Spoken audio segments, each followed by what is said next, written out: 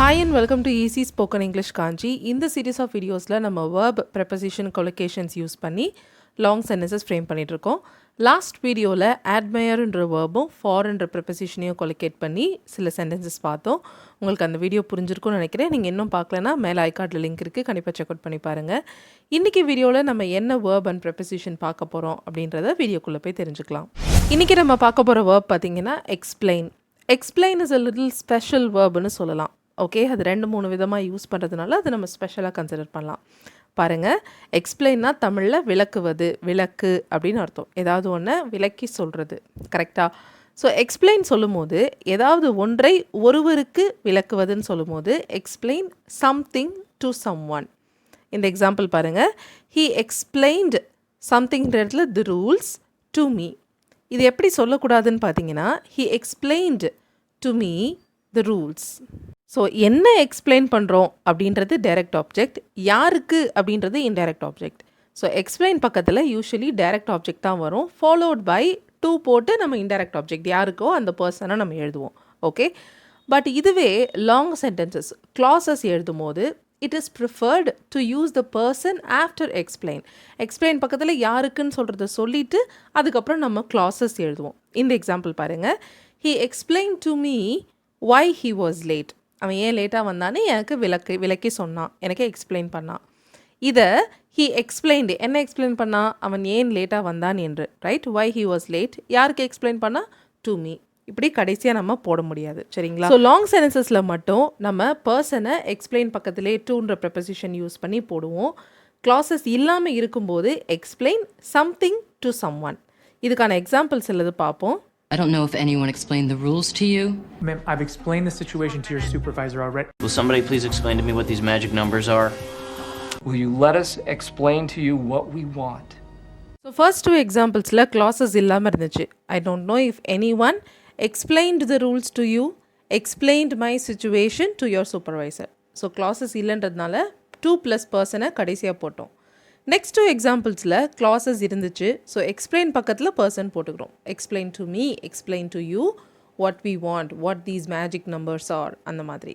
Okay, so இப்போ classes use பண்ணி நம்ம எக்ஸாம்பிள்ஸ் ஃப்ரேம் பண்ணலாம். ஃபர்ஸ்ட் எக்ஸாம்பிள் பாருங்கள், மெடிசனை எப்படி எடுத்துக்கணுன்றத டாக்டர் பேஷண்ட்டுக்கு எக்ஸ்பிளைன் பண்ணணும். ஓகே, ஸோ டாக்டர் எக்ஸ்பிளைன் பண்ணணும். The doctor should explain, class இருக்கிறதுனால யாருக்குன்றதை எக்ஸ்பிளைன் பக்கத்தில் சொல்ல போகிறோம். எக்ஸ்பிளைன் டு த பேஷண்ட், என்ன கிளாஸ் இருக்குது, எதை எக்ஸ்பிளைன் பண்ணணும், மெடிசனை எப்படி எடுத்துக்கணும்னு.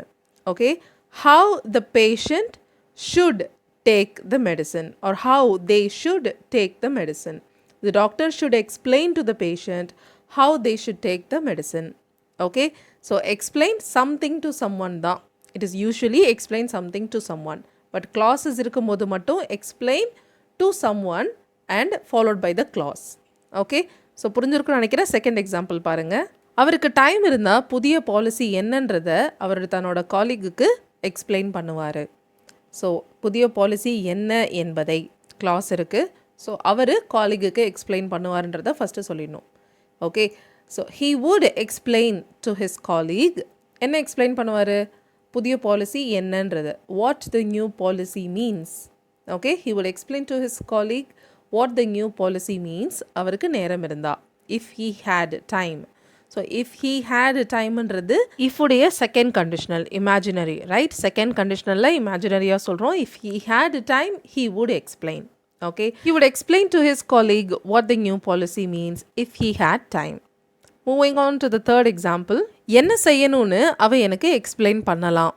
ஓகே, அவ எனக்கு எக்ஸ்பிளைன் பண்ணலாம். she can explain to me, என்ன எக்ஸ்பிளைன் பண்ணோன்னு சொல்கிறோம், என்ன செய்யணும் என்று. இங்கே நான் என்ன செய்யணும்னு சொல்லலை. ஸோ பாசிவ் வாய்ஸில் what needs to be done. Okay, இல்லைனா what has to be done. நீட்ஸுக்கு பதிலாக ஹேஸ் டு பி டன்னு சொல்லலாம். She can explain to me what needs to be done or what has to be done. Okay, she can explain to மீனா அவன் எனக்கு explain பண்ணலாம். Class இருக்கிறதுனால explain பக்கத்துலேயே நம்ம டு மீ யூஸ் பண்ணிக்கிறோம். ஓகே, நெக்ஸ்ட் எக்ஸாம்பிள், ஸ்டூடெண்ட்ஸ் அசைன்மெண்ட்டை எப்படி முடிக்கணும்னு அவங்களுக்கு டீச்சர் எக்ஸ்பிளைன் பண்ணுவாங்க. ஸோ எப்படி முடிக்கணும்னு அப்படின்ற கிளாஸ் இருக்குது. ஸோ அதனால் ஸ்டூடெண்ட்ஸ்க்கு டீச்சர் எக்ஸ்பிளைன் பண்ணுவாங்க. The teacher will explain to the students, என்ன எக்ஸ்பிளைன் பண்ணுவாங்க, கிளாஸை சொல்ல போகிறோம். How they should finish the assignment. Okay, the teacher will explain to the students how they should finish the assignment or complete the assignment. Okay, அவன் தன்னோட parents கிட்ட அவன் ஏன் ஸ்கூலை மாற்ற விரும்புகிறான்றதை எக்ஸ்பிளைன் பண்ணணும். ஸோ இப்போ உங்களுக்கு புரிஞ்சிருக்கும். இந்த சென்டென்ஸை நீங்களே ட்ரை பண்ணலாம். He should explain to his parents why he wants to change his school. Okay, he should explain to his parents why he wants to change his school.